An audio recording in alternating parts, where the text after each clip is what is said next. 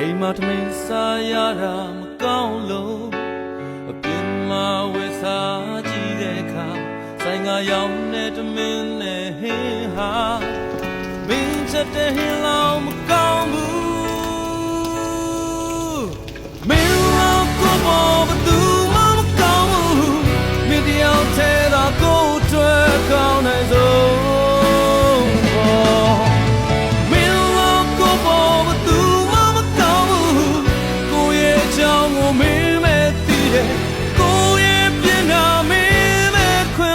သူရှိတယ်ကိုအိတ်ထဲမှာသုံးစရာပြတ်တော့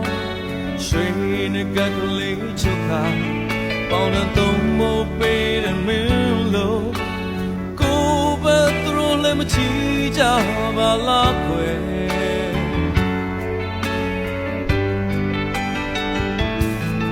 နေထိုင်မကောင်းလို့အိမ်ရတဲ့မှာကိုတယောက်တည်းအားငယ်နေဝေယဝိဆာမလို့ကိုပေါ်ဘသူမှပြုစုမပေးဘူး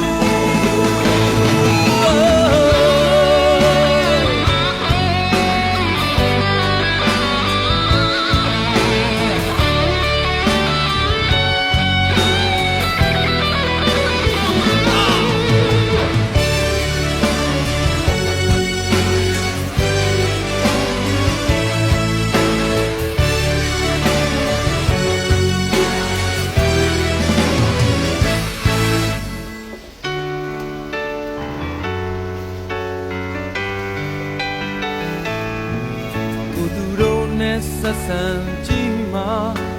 အလုံးလုံးနောင်တရလာတဲ့ဘာမဟုတ်တဲ့ပြဿနာမျိုးမှာမင်းလောက်သဘောထားမချီကြပါလားခွဲ